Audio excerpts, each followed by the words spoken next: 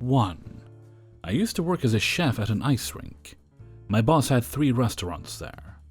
One simple one with mainly fast food for hungry leisure skaters and birthday parties. I have another story from this restaurant. The other one was only for staff, athletes, and club members. Then a third restaurant which was in the VIP area and was only open for VIP guests during matches.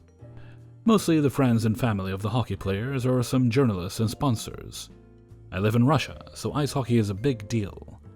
My boss would have specific people that would work in the VIP restaurant based on their presentability mainly. No piercings, visible tattoos, crazy colored hair, not too bad looking, etc.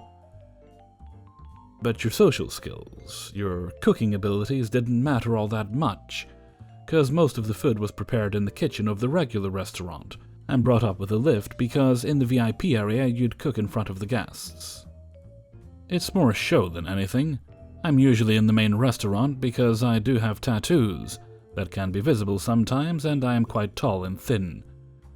6'6" and around 120 to 130 pounds. Which isn't good because the height makes it look awkward and people are often suspicious of thin chefs. Anyway, one day I got in on the VIP team because it was a match against an American team and I know English. The VIP chefs get special uniforms which are a black chef jacket and black pants and a black apron with the sponsor logos.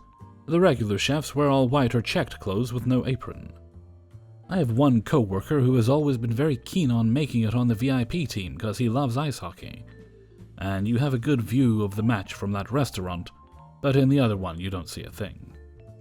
He also wouldn't make it because he's very overweight, messy looking, and kind of socially inept and sometimes uncomfortable to talk to. And because of that, he wasn't picked to work in the VIP area, even though he knows some English too. In his opinion, he's the most qualified chef and so on. So he doesn't get why he doesn't make it onto the team. So naturally he was rather jealous that I got on the team because we can't stand each other, and he thinks I'm a bad chef because I'm vegan. Mostly because I'm allergic to most animal products, and it's just easier for me that way. And that's just wrong in his opinion because I wouldn't even eat the food we make, blah blah blah. Since some of the guests were American, we made some American dishes too, but not really fast food, things like corn soup, some southern vegetable stir-fry, roast beef and so on. Surprisingly, the Russian guests also went crazy on the corn soup and the vegetable stir-fry, because it was during the December Lent and many wouldn't eat meat. So I called the kitchen downstairs and asked them to prepare more so we don't run out. Ages later, there still wasn't anything coming up the lift, so my boss asked me to go downstairs and check after taking my cigarette break. To get to the kitchen, you first have to walk past the seats in the restaurant. I tried to make my way through the kitchen, which was rather hard in this tiny restaurant packed with bored ladies who clearly got dragged there by their husbands to get their drunk asses back home after the game. Suddenly, I noticed someone tugging on my apron. So I look and see a group of jerseys of the American team sitting at one of the tables.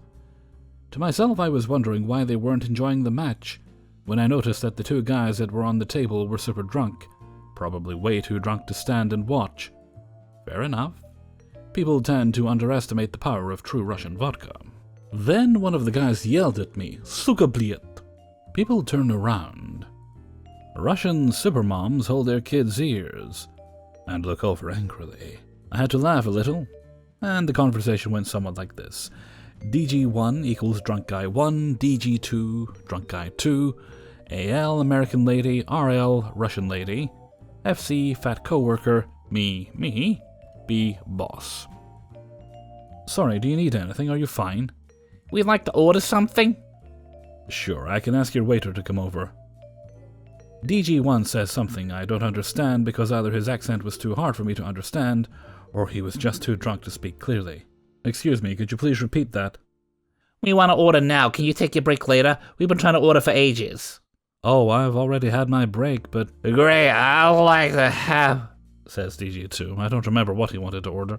I'm really sorry, but I don't work here today, and I have to quickly get back to work. If you're in such a hurry, then maybe you shouldn't smoke. She knew because I had the cigarette pack in my hand, as a uniform doesn't have pockets. And rather take care of your customers. I don't know about how things work in the US, but here I have to take my break after 6 hours by contract, so my boss wouldn't have let me work either way, and it was calculated. Then Russian lady pipes in Russian. Could you hurry up with them? I'd like to order too. I also respond in Russian. I will get a waiter to come by as soon as possible. Say it to my face. It's rude to gossip with customers in a different language. I told her that I will get a waiter. Why are you still here? Alright, I'll go, and I made an attempt to leave. That's so fast, my friend. We want to order. I am not a waiter, but I will go get one for you. None of them speak English, though. I will ask them to send one who can. I really have to go because I don't work here today and I'm not a waiter. I am a chef at the VIP area and have to do my job there. What's the problem with them? I explained to her. You shouldn't lie and just get orders done. DG1 and 2 at the same time were talking to me, which I couldn't understand either. I'm not actually a waiter, I'm wearing a chef jacket, and I have to get back up with the food. Russian lady gets up and walks to the counter. Can we now please have your attention again? I told you I don't work here and I have to get back to my actual job. Treating VIPs better? That isn't very communist of you. Well, I'm not a communist and not a waiter, and not someone who has any time to waste with you. Please wait a moment and I will get someone to take your orders. Finally they let me off, but then FC comes towards me. What's going on here? I need the refills for the corn soup and vegetables. You can't do that without causing a scene. Just let me through, please. I've already taken so long and it's urgent. Maybe if you knew how to handle customers, this would have been fixed before. Whatever, where's the food? It should have been sent up ages ago. If you do your job down here, I wouldn't even have had to come down. This is what a chef looks like, she says, pointing to fat coworker. Yes, he is a chef, he works in this restaurant and he speaks English, so he can take your orders. He's a chef though, not a waiter. Why don't you do your job? I am a chef too. Bullshit, you're wearing black like all the waiters here, and you're wearing an apron. And this chef here is dressed in white and looks like a chef. You don't even look like you can feed yourself. How can anyone expect you to feed others? VIP chefs have a different uniform. He will take care of you, so please let me do my actual job now. Fat coworker answers in English. You can't treat customers like that. I don't think the boss would be able to hear about that. And he thinks I lack the social skills to work at VIP. Alright, that's where I work now, so please let me back and give me the food. If he's always this rude to you, should definitely tell the boss. They kept going on about how bad of a worker I was while I snuck off into the kitchen and tried to find the food for upstairs. I can't find it, so I returned to fat coworker who was busy taking American lady's order. Please tell me where the food is. Don't interrupt me now, I'm trying to fix this mess you made. They're running out of food upstairs, it's urgent. Maybe if you're better at planning and more efficient, you'd not have this problem. Why not make your own food when you're a chef? Why should he make it? Lazy ass. And various attempts at swearing in Russian. In that moment, my boss came down. Where have you been all this time? We need the food. I can't find it, and FC won't tell me where it is. I'm trying to calm down these customers, which he had upset with his rude behavior and absolute inability to treat people well. Why didn't you send up the food? I was going to bring it up myself. What's wrong with the lift? If he can come here and make a mess in my area, I can come up too, right? You can come up when you figured out how to use a shower and gained enough stamina to walk up the stairs. Until then, keep the position I assigned to you and do what I ask you to do. In the end, the American group got their food. The Russian lady did too. I went back up with my boss and the food. And FC never got to work in the VIP area or during events ever again. Also, there were many very pleasant and nice American guests who weren't drunk. One guy came to me and asked to get some of the vegetables which I was making in 3 pans at the same time, so he asked to get other vegetables too. I said that it's the same dish in other pans, and he just laughed and said, "Please let me have some anyway." Then he winked at me and said, "I'm a crazy American," in Russian, and we both had to laugh a lot over that. 2. Okay, it's Sunday night. My section is the booths because I'm a closer. I get a 4-top, it's 2 middle-aged couples. I greet them, ask what they would like to drink. The couple on the left starts inquiring about a renewal for our engraved mugs that customers can order and use when they come in. I say I'll be right back. I go and get a folder with all the info and bring it back. I stand there with the folder for maybe 2 or 3 minutes as the couple goes back and forth. Oh, I don't know which one I want. Which one do you want? Finally, the other couple says, "How about we just start with waters?" I'm like, Jesus fucking Christ. I drop the folder back at the bar, get waters, go back. Can I get anyone a drink, or are we still deciding? We need more time. Okay. I get other tables that tell me what they want to drink. And then when I bring the drinks, they tell me what they want to eat. What a concept. I know. I go back to this foretop again. Drinks for anyone? Oh, well, I have a mug here already that I want to use. It's number, and she gives me the number, and I'll have whatever beer was she ordered. I say okay, and we're going to order another mug too, but we'll do that later on. I say okay again. These people are really trying my patience now. Her husband orders a beer, and the same lady says, "So, can he have his beer in a guest mug since we haven't ordered a new engraved mug yet?" I'm like, well, normally we just put it in a pint glass until the mug is available for use. They didn't want to be charged full price. They do the whole, well, last time they let us excuse, and I'm like, fine, okay. Bartender is like, WTF. I'm like, I don't know, just do it. Finally get their food order in. Extra, extra, extra sauce, extra gravy, extra this, extra that, because it's so good. We never charge for extra sauce or gravy. Okay, it gets to the end of the meal. They ate for like an hour, and half of it was the longest I ever saw people eat a burger. I go back with the folder a second time to get this mug order. They still can't decide what number they want. Do they want 231 or 237? I wait. And wait. Finally, I get an answer and fill the stupid thing out. No dessert, thank God. I bring the check. 1 check for the 4 people. 1 check for the ordered mug. This lady pulls her iPad out of her purse and is like, "We have a $5 off coupon." I take the iPad, and as I'm clicking on it, I realize it's a screenshot and not the actual email. I'm like, "Ma'am, if you can pull up the actual email and not a screenshot, I can redeem this for you." I walk away, come back, she finds the email and I redeem it. I take the $5 off the $90 bill for the 4 people. She put her credit card in with the other couples. They want it split. Fine. Then she puts 3 gift cards in to pay for the mug. I go to the computer, the mug drops to about 50% of the original price after the gift cards. I ring up the rest on her credit card. I split the table's check with the discount and take those slips back too. I wish them a good night. And they're like, "Oh, we're part of your rewards program. Can you go put our names in and tell us what our points are?" And now I have to open up 2 separate tables to check their points on their names and take that back to them too. Again, have a great night. The same lady comes up to me after the rest got up and is like, "Excuse me, was there a balance on any of those gift cards?" I'm like, "No, ma'am, that's why I ran your credit card for both the original bill and the remaining balance on the mug order." "Oh, okay, I just wanted to make sure." Both couples left $6 on what ended up being $43 each after the discount. The lady drew a frowny face next to the $6. Unbelievable. 3. Hi, so I'm a front of house manager and had quite the shift tonight. So our point of sale system has of course been a POS recently. So right at 4:30, right as we're doing shift change and going into dinner service, everything goes down. I'm running around like a crazy person trying to get shit back online.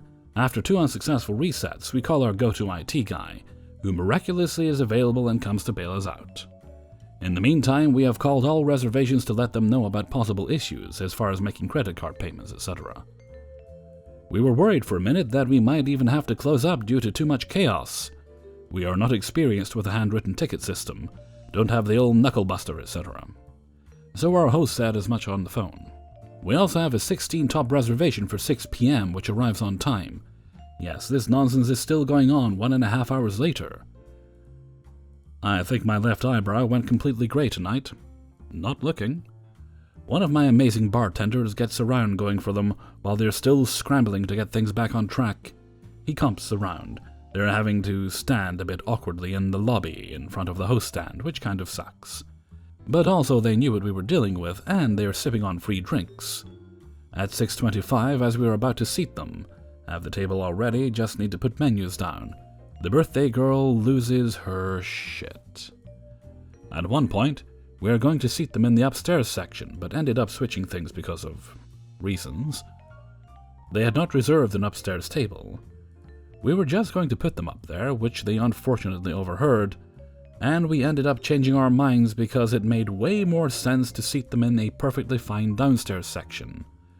For some reason, the birthday girl got absolutely irate at this change. I heard her going off at my host, so I went over to see what the problem was. She just kept pointing upstairs and saying that they were going to sit up there. I went over and explained that we had a table ready for them elsewhere. She wasn't having it. She started saying they'd be going upstairs anyway and I'd better figure it out. She said she wanted to get out of this, which I assume means she didn't want to be standing awkwardly in the host area. I get it, but the table I was trying to take them to was out of the way of all that. I explained that we did not have a server working upstairs, but did in fact have a table ready, over there, with a server. No dice. Eventually, my lovely bartender from earlier comes over and gets them settled at the proper table. Good rapport goes a long way. The birthday girl did pretty aggressively shoulder check one of my servers, and the bartender ended up taking the table because everyone else refused to talk to them. But nothing burnt down, though the insane birthday girl did threaten it. Finally, before the dust had even settled and all of that, the back-of-house guys got into some huge fight, and while 2 out of 5 of the kitchen walked out, 2 more went to find out what was going on and help defuse the situation. So I jumped on the line for about 20 minutes while everyone got it figured out. Fortunately, I've worked back-of-house before, but not any time recently, so I was slow as fuck. Eventually, one of the guys came back and bailed me out. Then the others came back. One guy completely walked out on his job tonight for such an incredibly petty reason. I still don't really understand what happened, but I guess I'll be eliminated tomorrow. 4. I work at an expensive pizza place known for our Chicago deep dish in California. And this happened on Saturday, which got pretty busy. I was walking away from taking 2 tables' orders, after which I was planning on grabbing waters and greeting a new table that had sat down maybe 3 minutes before. Since our restaurant is pretty small, when it gets busy, it gets super loud. Plus, we have a full bar, so the customers drinking get pretty loud as well. As I'm walking back to input the orders, the father from my new table flags me down as I walk past him and asks who their waiter is. It's a party of 3, a mom, dad, and daughter who looked about 16. I look at their table and see he has his phone timer on facing me. Thankfully, the timer was at 2 minutes. But I could tell they were going to be a fun party. Father is F, Mother M. I am actually your server tonight. Would you like me to take your order now?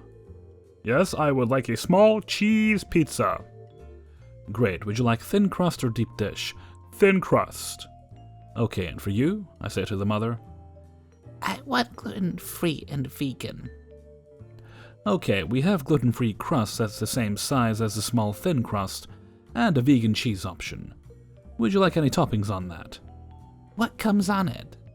Well, you can choose any of our specialty pizzas, or you can build your own with any of the toppings on this list, pointing to the list on the menu. But what already comes on it? So far, I just have vegan cheese on it. Would you like just cheese on the pizza? Well, I don't know. What toppings come on the vegan cheese? The vegan cheese is just the replacement we use if you want vegan cheese. It doesn't include any toppings. You can choose any of these toppings or one of our specialty pizzas. Oh, so I choose toppings that you add on the pizza? Yes.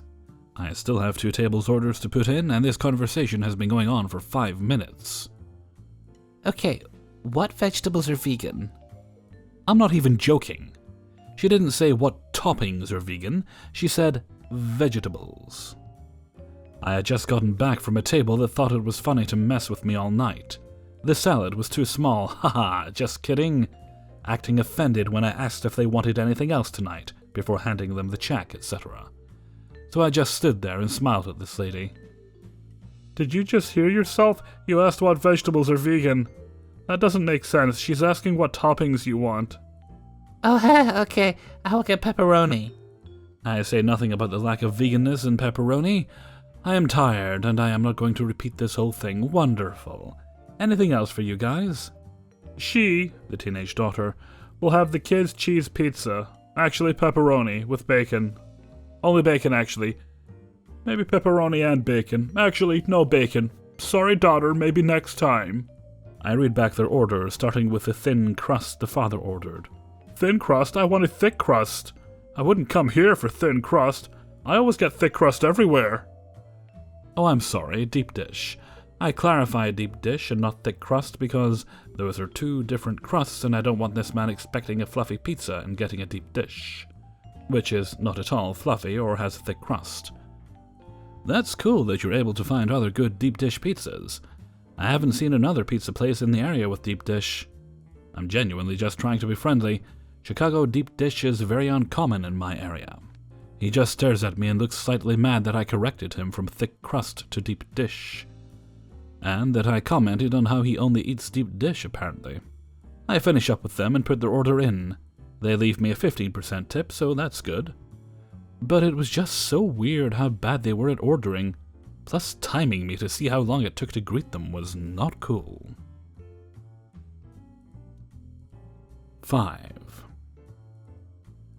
Players, me, little old me, M, former manager. He was my manager at the time this took place. OS, other server. G, the gluten-free gremlin. GM, the gremlin's mother. C, chef. So at this retirement community, we do tours for people who are inquiring about moving into the facility. The people touring are often accompanied by their children.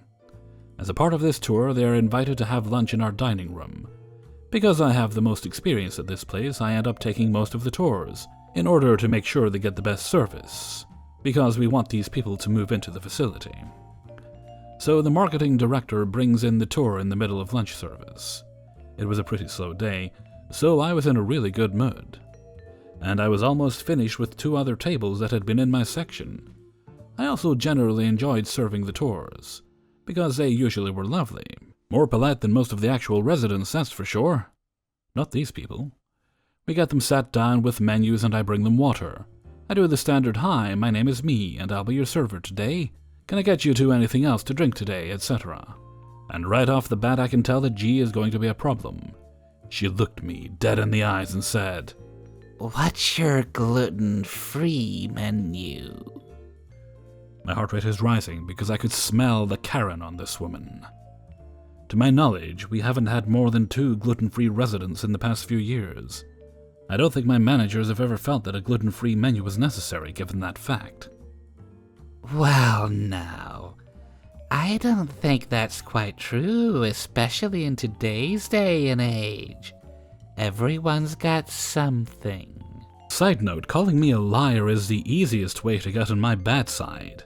I know this dining room like the back of my hand. I know each and every resident that eats in my dining room, and I know if they have any restrictions, because dining restrictions show up in our point of sale. I'm also not stupid. Other side note, perhaps in today's day and age everyone does have something. However, recall that the age group that I serve in my dining room is like anywhere from 65 to 100 plus years old. In that generation, very few people have got something. I'm trying to keep calm because these are guests. Like I said earlier, I can certainly go check with the chef for you to figure out what your mom can eat. And at that point, that's all I could do. I don't know the ins and outs of every recipe on the menu. I don't work in the kitchen. So while I could have taken a pretty good guess, it wouldn't be perfect. Okay, clearly you're not understanding what gluten-free means. It depends on the way that the food is cooked. And so we can't just go through the menu item by item in order to determine what is or isn't gluten-free. So why don't you do your job and tell me what's on this menu my mother can eat? I have never bitten my tongue that hard in my life. I swear I saw red. I could feel myself growing closer and closer to tears, and I knew that I needed to get away from them. I forced a smile. Well, I'll go talk to the chef and see what we can do for you, okay? I walked away from that table as quickly as I could. As soon as I got back to the kitchen, I went and found M. I told him that I needed someone else to take that table, and that I was no longer going to be serving them, because I would not deal with someone who talked to me like that. One of the other servers, OS, heard me half crying, half speaking, and offered to take the table. She spoke to the chef, then went out to the dining room, and allegedly, the following interaction took place. I was in the break room trying to calm down. "Hi, my name is OS, and there are a couple of things we can arrange that are gluten-free." "Oh, finally, someone who knows what they're talking about. Hopefully you're more competent than that other girl." "I apologize if you felt that way about your other server. However, we don't have a lot of experience serving gluten-free guests, as we haven't had that many in the past." "You know what? I take back what I said. Clearly you and your co-workers have no idea what gluten-free means, or how many people it affects. There's so many people who can't have gluten. I can't imagine that you've never had one here. And like I explained to the other girl, we can't just look at a menu and decide what's gluten-free. It has to be prepared in a certain way." OS didn't say anything else before she walked away. M was the next victim of the table, and G pulled him aside to chew him out about how awful his servers are. Side note, when I say pulled him aside, I mean she pulled him away from the table, into the middle of the dining room within earshot of every server, and the remaining residents in the dining room. G spent about 10 minutes informing M about how awful service had been, how terribly she and her mother had been treated, and how incompetent me and OS were. She didn't understand how this generation, referring to OS and I, and by extension almost every other server in the place, could be so lazy and useless. Now, something to know is that M was fiercely protective of his team. We were, for all intents and purposes, a very tight-knit family, and he was everyone's work dad. Furthermore, he had the worst temper of anyone I've ever met.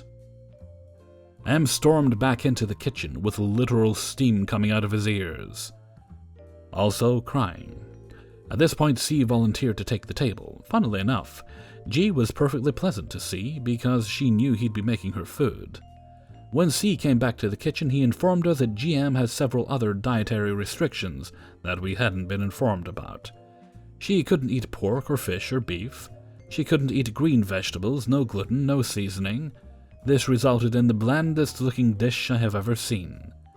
If I recall correctly, it was a plainer than plain chicken breast with a side of carrots or something. Furthermore, I later came to find out that G had made snide comments to C about how useless and incompetent the staff were. If there was one person who was more protective of us servers than M, it was C. He had been in the industry for decades and had owned several restaurants, and understood the importance of having a positive relationship between back of house and front of house. He also had a temper. G continued to chew out the dining room staff for the rest of her tour. I only know this because our dining room manager, M's boss, pulled me aside to ask what happened, because the marketing director had gotten an earful from G, and marketing had gone to the dining room manager about it. Thankfully, GM did not move into the facility, and nothing else ever came of this fiasco. It was, however, the most emotionally trying shift of my life. I had taken a lot of shit from the residents. They were old and entitled and didn't understand that we had multiple people to serve at once. But the way that this woman spoke to me broke me inside.